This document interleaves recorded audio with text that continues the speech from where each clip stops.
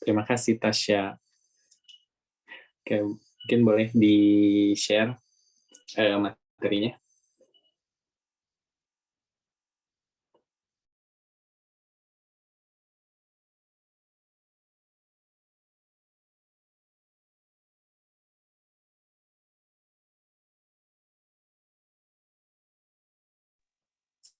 Ja, danke. So, hallo, guten Tag. Ich bin Aditya. Ich komme aus Bandung und jetzt wohne ich auch in Bandung. Es freut mich sehr, dass ich in diese Gelegenheit habe. Dann, yeah, I'm so glad to have all of you guys in this event. I'm so honored to be here, and I would like to share a little bit about the AD scholarship. Jadi, terima kasih banyak untuk kesempatannya. Saya senang bisa bertemu teman-teman semua. Sekarang saya akan membagikan sedikit tentang beasiswa dari DAD, khususnya summer course. Oke, jadi mungkin cerita dulu. Jadi di tahun 2022 saya berkesempatan untuk berangkat ke Jerman dengan DAD, dengan beasiswa DAD untuk menjalankan summer course di Universitas Greifswald. Boleh mungkin di slide berikutnya.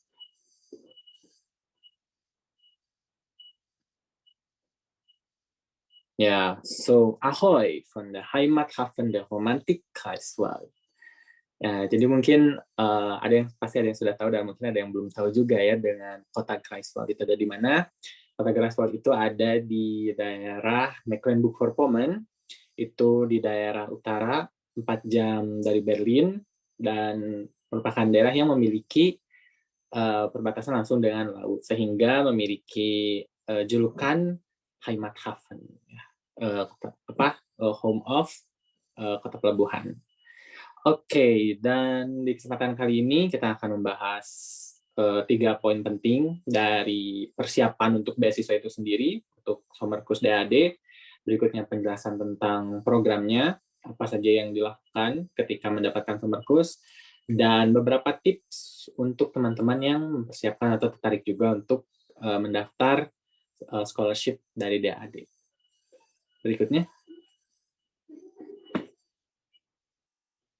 Ya, untuk yang pertama ya, first step. Nah, yang pertama kita harus tahu dulu. Jadi, untuk apa sih? Ya, mungkin pertama dari apa itu DAD? DAD sendiri itu merupakan lembaga pertukaran ya student Jerman dengan internasional. Jadi bukan dengan Indonesia saja.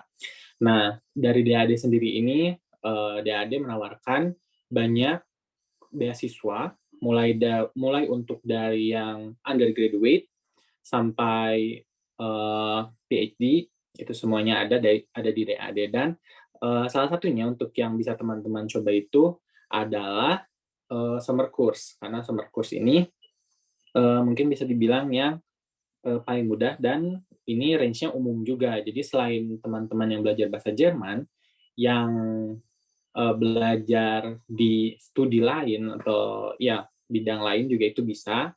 Namun yang pastinya semakin tinggi kemampuan berbahasa Jerman, semakin tinggi mendapatkan kesempatan summer course di sini. Karena mayoritas dari program summer course itu, kelas yang diberikan adalah pembelajaran mengenai Deutsch als Fremdsprache.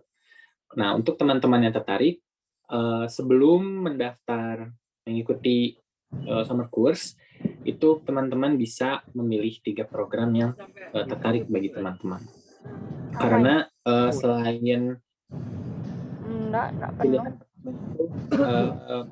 pilihan alternatif 2 dan 3-nya, teman-teman bisa pilih sebagai alternatif.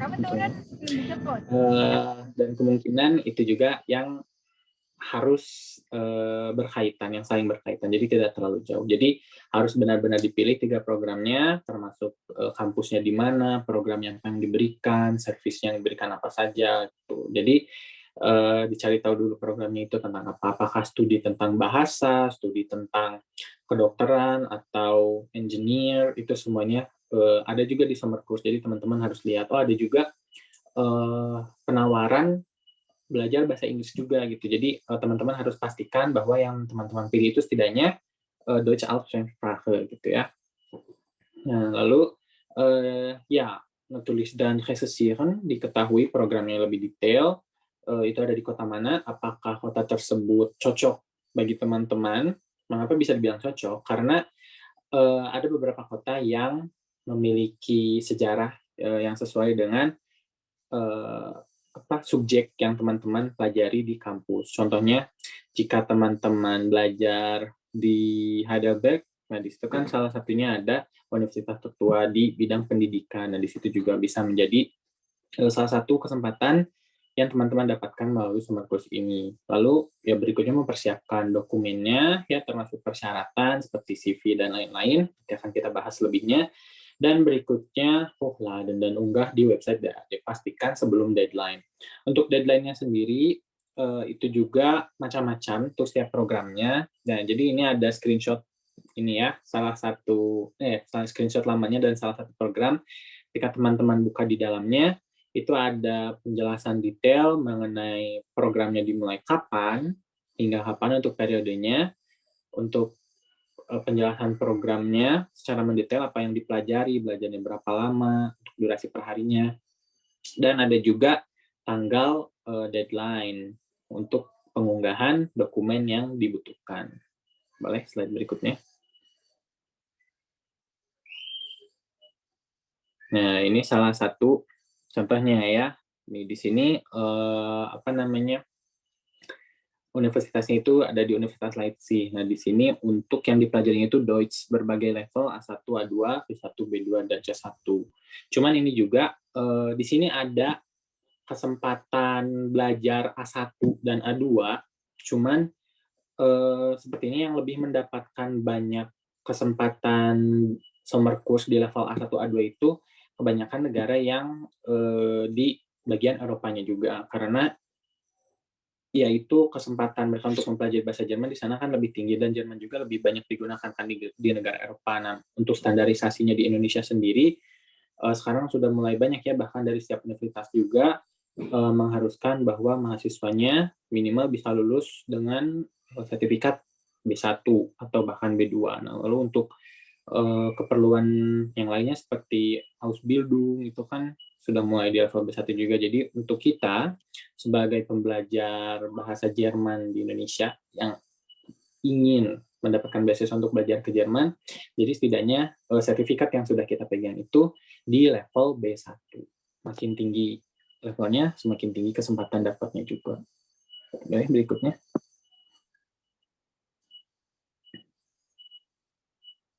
Nah, ini beberapa dokumen yang dibutuhkan. Yang pertama di sebelah kiri saya ya, Allgemeine Datenschutzbestimmung itu tuh ya term and condition dari DAD-nya sendiri untuk beasiswanya, dan itu ya tinggal teman-teman tanda tangan secara digital, teman-teman baca dulu vertragnya, perjanjiannya seperti apa, ketentuannya, itu nanti ketika sudah ditandatangan bisa langsung diupload. Dan berikutnya Allgemeine Bewerbungsbedingungen, itu juga sama, termasuk term and condition ketika mendaftar beasiswa summer course. Berikutnya ada CV ya, Lebenslauf, und dann Motivationsschreiben, und ya Motlet atau surat motivasi. Nanti kita akan bahas itu di akhir. Kita akan ada beberapa tips mengenai Motlet. Berikutnya ada Leistungsnachweise, itu transkrip nilai, ya transkrip nilai yang dari universitas dilegalisir, dan itu harus full berbahasa Jerman juga ya, diusahakan. Dan berikutnya ya Sprachnachweis, sertifikat berbahasa. Di sini yang saya lampirkan waktu itu masih sertifikat onset, tapi kan itu syarat minimal dari DAD-nya juga ya yang onset, karena tes DAF ini ya yang termasuk yang valid untuk mendaftar beasiswa DAD, dan di sini hasilnya B1. Gitu. Jadi itu termasuk di range minimalnya, di paling batasnya. Nah, kalau misalkan teman-teman sudah ada sertifikat Gute, itu juga bisa dilampirkan. Dan berikutnya sertifikat lainnya. Nah, sertifikat lainnya ini diusahakan cukup 3 yang terbaik gitu. Jadi kalau teman-teman memang aktif organisasi, aktif mengikuti lomba, masukkan saja 3 yang terbaik. Bagaimana menentukannya? Dari level keikutsertaannya, itu bisa. Jadi misalkan kalau teman-teman ada lomba internasional ya lebih baik masukkan yang internasional saja. Tapi pastikan hasilnya bagus juga gitu. Jadi cukup 3 yang terbaik itu. Dan yang dipentingkan di sini ya untuk misalkan di CV atau di sertifikat itu keikutsertaan terhadap program sosial itu biasanya menjadi nilai plusnya juga. Nah, terus ya, for the Abgabetermin alle Dokumente sorgfältig vorbereiten, jadi persiapkan semua dokumennya dengan teliti dan unggah sebelum deadline. Jangan lupa deadline.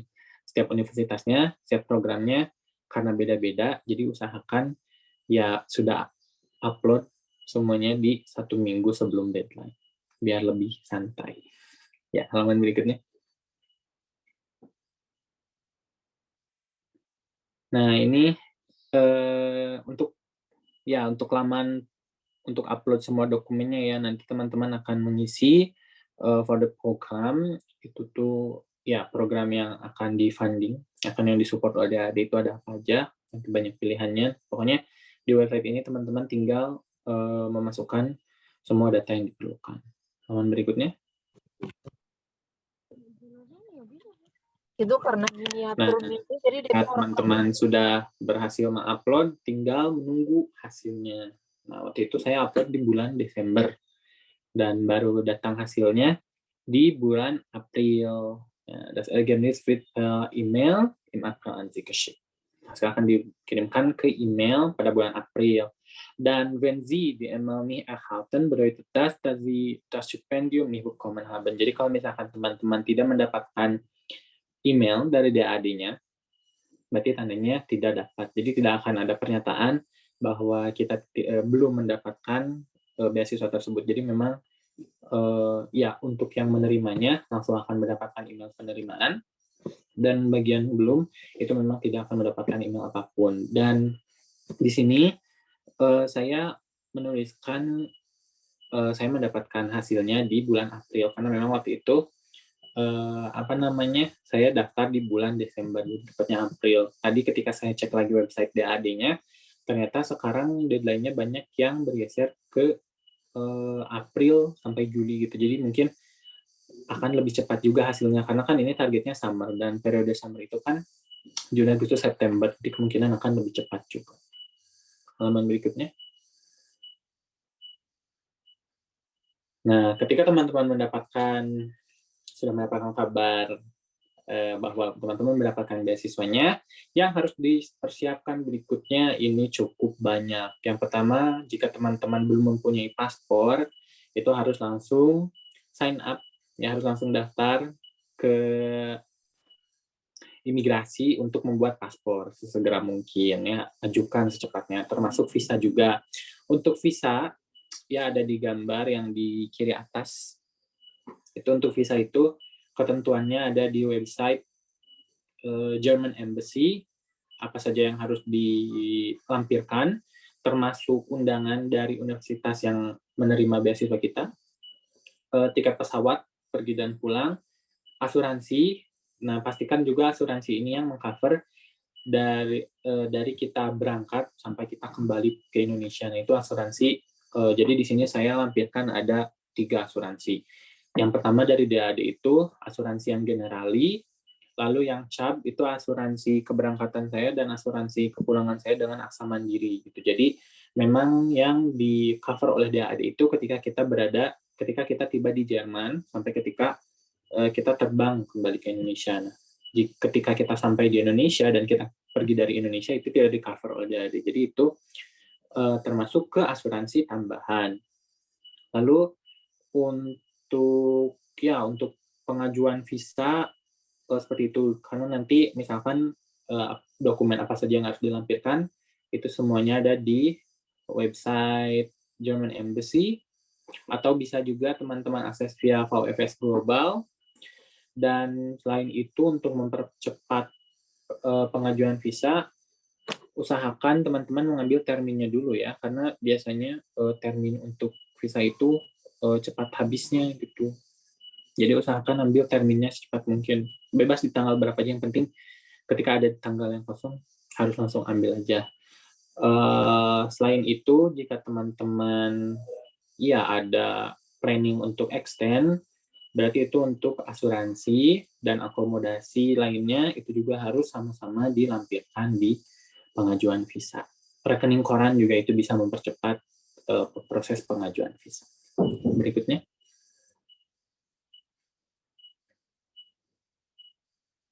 Nah, ya jadi karena emang konsep uang beasiswanya itu baru kita terima ketika sudah berada di Jerman, maka semua hal yang berkaitan dengan persiapan membutuhkan uang pribadi. Contohnya tiket pesawat, asuransi tambahan, uang saku, dan lain-lain itu harus ditanggung oleh biaya kita pribadi terlebih dahulu. Cuman jangan takut, karena ini konsepnya reimburse kan, jadi ketika kita sudah di Jerman, semua uang yang kita gunakan untuk membeli tiket pesawat atau visa dan lain-lain itu akan tergantikan oleh DAD.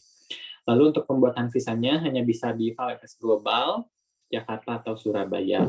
Jadi nanti ketika summer course itu kita menggunakan visa Schengen yang berlaku di bawah 90 hari. Nah, untuk pengajuannya semuanya di VFS Global. Jadi sudah tidak lagi ke kedutaan Jermannya langsung, kecuali visa nasional.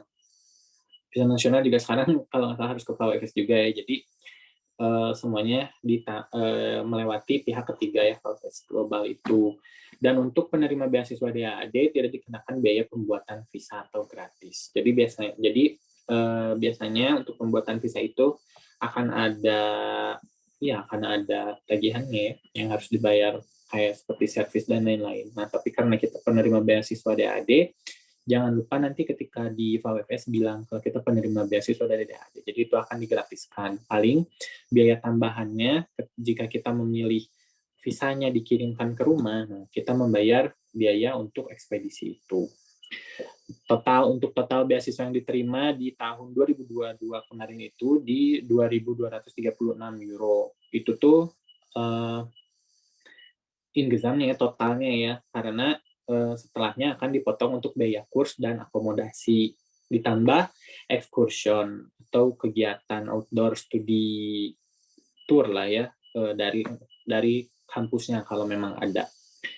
Jadi nanti kemungkinan misal harga kursnya itu 500 euro, lalu untuk biaya asramanya 450 ditambah excursion 80 atau 60 euro. Nah, nanti kemungkinan kita nanti ketika mendapatkan uang beasiswanya dari universitas itu sekitar 1.200 euro lebih. Tuh. Dan itu ya bisa menjadi uang bakal kita selama di Jerman. Nah, lalu di sini ya masih ketentuan tahun kemarin itu mempunyai sertifikat vaksin internasional. Berikutnya, sebelum dan selama persiapan pendaftaran hingga persiapan keberangkatan, itu selalu berkomunikasi dengan dosen. Kami dosen ya banyak membantu, terutama dalam persiapan dokumen atau berkas kita yang berbahasa Jerman. Cuma kalau misalkan urusan visa, itu sudah di luar kendali dosen. Karena itu urusannya kita dengan imigrasi ya. Boleh halaman berikutnya. Lalu untuk programnya yang ditawarkan dari Universitas Greifswald untuk program Greifswald Summer 2022, halaman berikutnya, itu ada intensive course Deutsch. Nah, di sini untuk kursus Deutsch ya, untuk kursusnya nanti ketika kita baru masa orientasinya di kampus itu kita akan mengikuti Einstufungstest. Waktu itu saya mengikuti Einstufungstest dan mendapatkan kelas B2 ya, B2. Ini teman-teman sekelas saya, ada kurs Bescheinigung di kiri atas, bawahnya ketika saya presentasi, sebelahnya ada gambar bibliotek dan Seminarraum di sebelahnya, lalu atasnya untuk yang kelas tambahan. Nah, jadi untuk kelasnya itu terhitung normal dari jam 7 pagi sampai jam 1 siang. Itu untuk kelas yang wajibnya. Untuk berikutnya ada kelas tambahan dari jam 13.30 sampai jam 17. Tapi kan karena di sana masih summer ya, jadi ketika kita keluar kelas jam 17 juga masih terang, masih siang. Boleh slide berikutnya.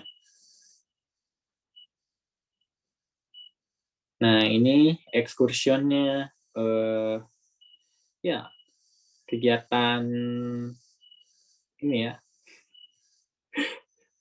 lucu sekali. Kegiatan rekreasinya macam-macam di sini ada 4. Karena ada ya di sini saya ikut 3 karena di setiap minggunya ada program keluarnya.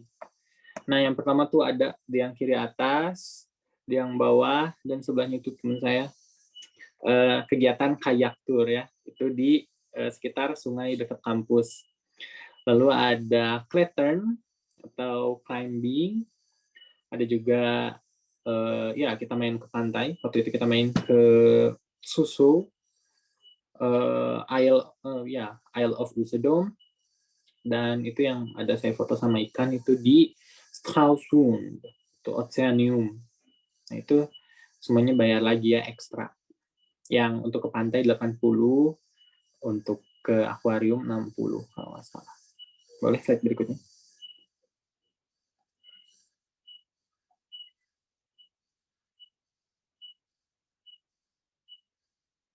Nah, selain itu, yang tadi excursion. Nah, ini lebih ke program rutin untuk entertaining kita ya. Karena kan bosan semuanya belajar terus. Nah, kita juga ada internasional Abend. Kita makan makanan dari teman-teman internasional.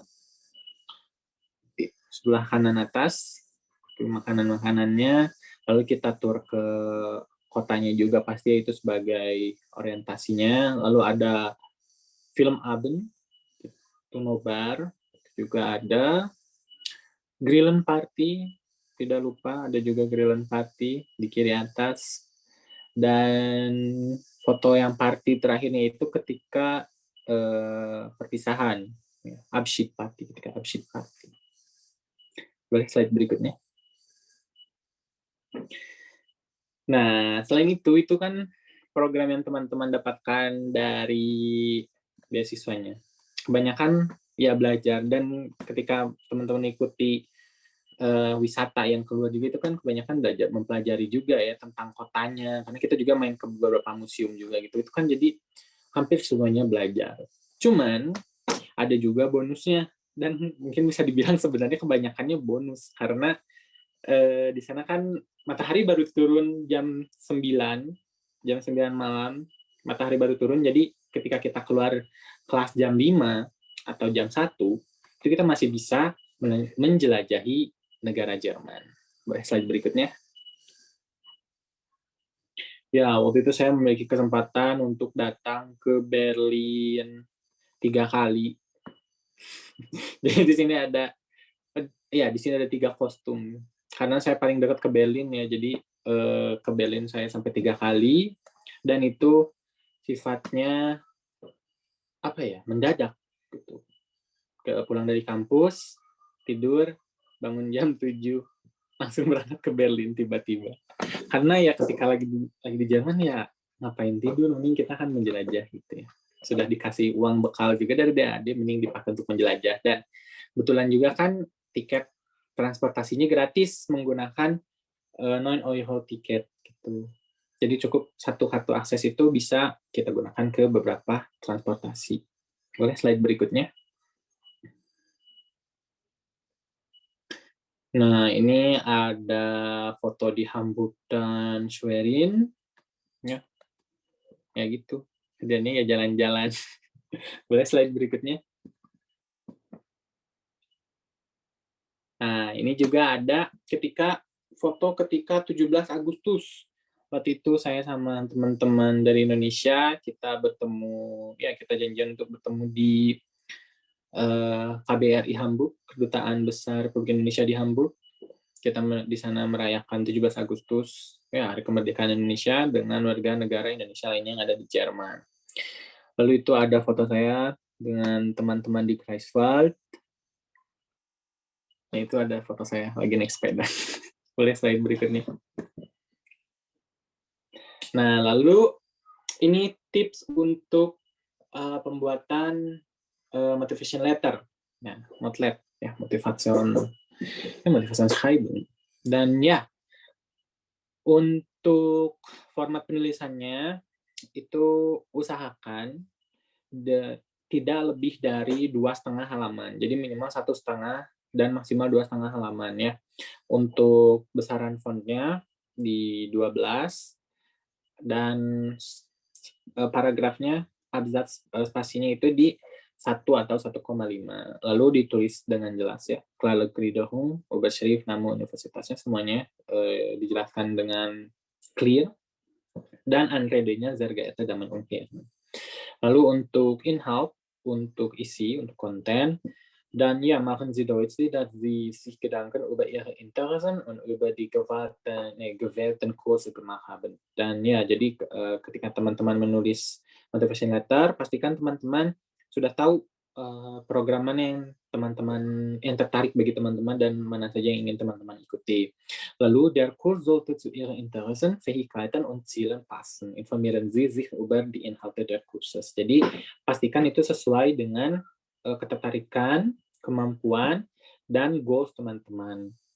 Kenapa mengikuti program itu, dan pastikan dijelaskan juga ya secara singkat pastinya ya, karena kita harus menulis minimal 1,5 halaman saja, tulisan juga secara singkat mengenai program tersebut gitu. Contohnya misal saya mengikuti summer course ya, program summer course di Greifswald dengan program Deutsch als Fremdsprache, karena saya di kampus mempelajari Deutsch als Fremdsprache. Jadi itu merupakan hal yang terkoneksi gitu ya.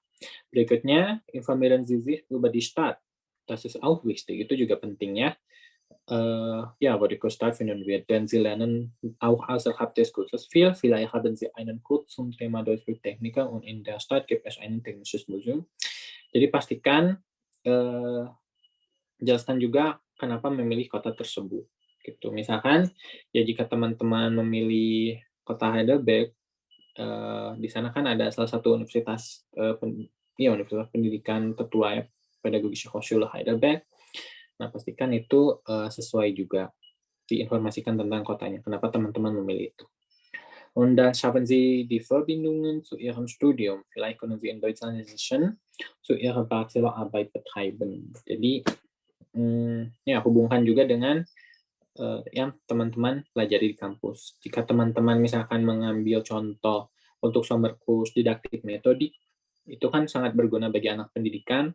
Nah, itu juga bisa di-mention di motivation letter. Karena itu ya terkoneksi juga ya. Und dann, was wollen Sie nach Ihrem Studium machen? In welchem Bereich wollen Sie später tätig sein? Wie kann der gewählte Kurs für dieses Ziel möglich sein? Nah, itu juga harus disebutkan apa goals dari teman-teman setelah lulus, itu harus dituliskan juga, dan apa hubungannya kursus tersebut dengan goals teman-teman setelah lulus. Boleh slide berikutnya.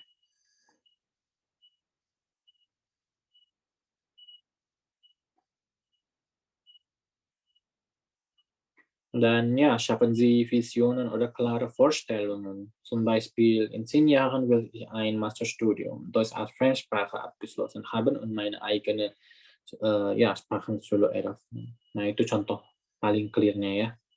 Und dann, Sie können bei der Bewerbung für das Stipendium mehrere Kurse angeben, an denen Sie gerne teilnehmen möchten. Achten Sie bei dieser Kurswahl darauf, dass die gewählten Kurse nicht völlig unterschiedlich sind. Denn so etwas lässt sich schwer begründen. Jadi, pastikan karena teman-teman memiliki 3 kesempatan untuk memilih kursus atau 3 kesempatan memilih program, pastikan beberapa program itu tidak terlalu jauh, jadi jangan sampai kita mengambil Deutsch als Fremdsprache dan pilihan 2-nya kita mengambil Deutsch für Technik, dan yang ketiganya mengambil misalkan di bidang sains. Itu kan susah ya untuk mengkoneksikannya gitu. Jadi pastikan semuanya saling berkaitan, misal contoh Deutsch als Fremdsprache dan didaktik metodik, karena itu masih relate dengan apa yang dipelajari di kampus seperti itu. Lalu untuk tata kebahasaannya sendiri, in einem Motivationsschreiben stellen Sie Ihre Motivation, Ihre Interessen und Ihre Persönlichkeit dar.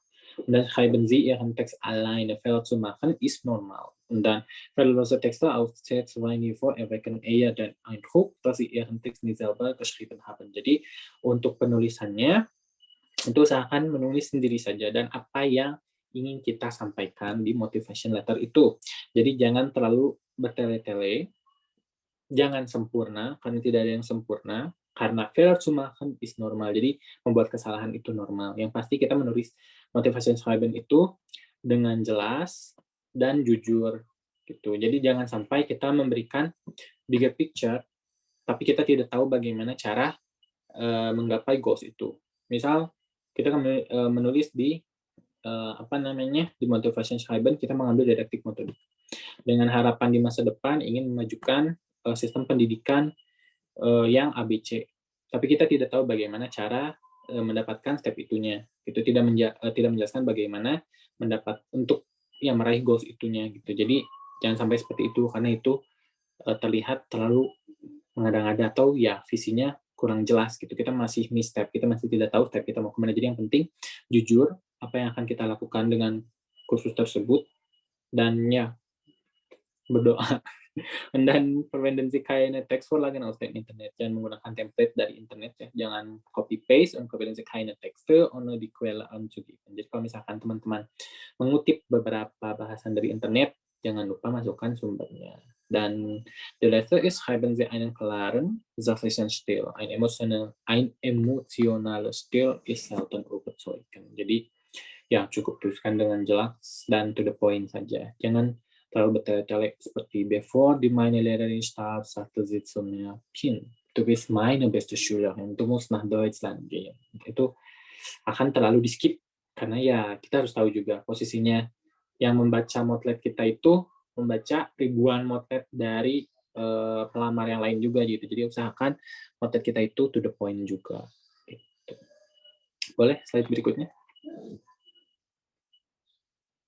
Dan ya, untuk informasi lainnya ada di sosial media DAAD, di Instagram, website, Facebook, Twitter, email, dan berikut ada telepon untuk konsultasi dengan lembaga DAAD. Untuk link DAAD Summer Course itu ada ya yang www.survive.daad itu bisa teman-teman screenshot dan nanti bisa copy paste untuk teman-teman mulai mencari tahu tentang program Summer Course mana yang teman-teman tertarik. Ingat ya, untuk program ini terbuka untuk umum, programnya terbuka untuk umum, dan perhatikan untuk deadline-nya.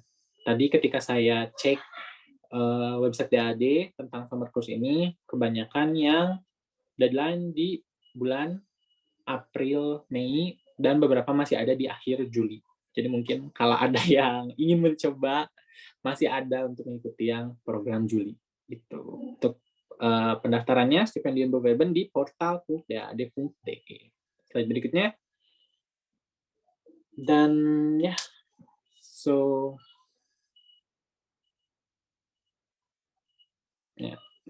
das ist alles von mir. Vielen Dank für eure Aufmerksamkeit.